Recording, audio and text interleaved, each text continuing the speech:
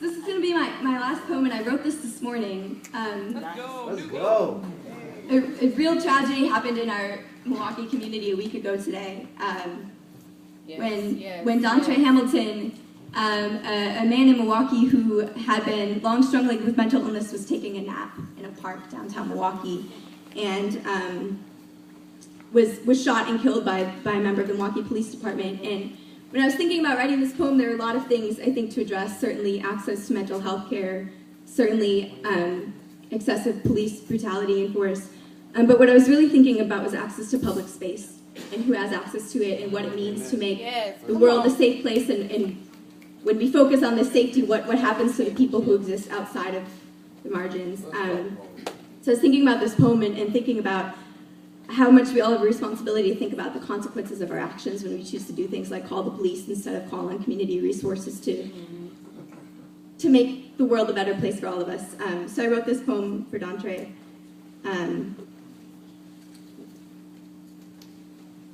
To Dontre, this pavement ain't built to hold living bodies, not the ones truly alive anyway. Everybody walks and pushes strollers and sips their coffee, but nobody stops to sit and listen like you did.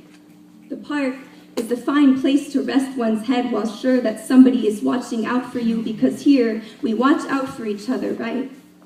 Dontre, in America, we do not know the difference between danger and discomfort.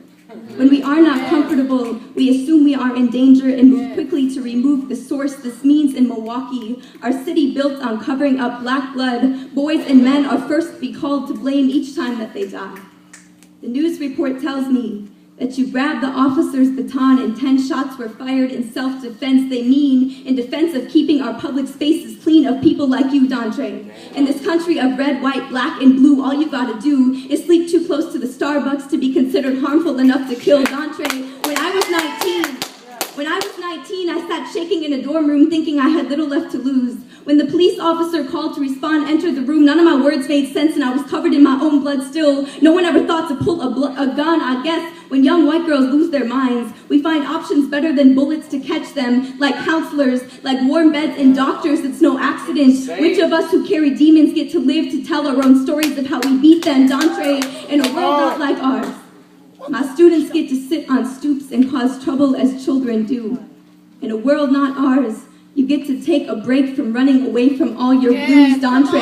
Public spaces, they should have belonged to you too. Praise be the resistance born when labeled crazy does not go away, will not drown, will not collapse beneath the weight of all the state-sanctioned erasure. But I'm sorry that your grieving mother will be another lesson that we refuse to learn.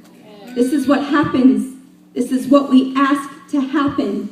When we put more money and trust into our police than into healthcare and housing, ask them to clean up our streets. You, with a name, with a face, with a family, and never coming back. You, never coming back. You, never coming back.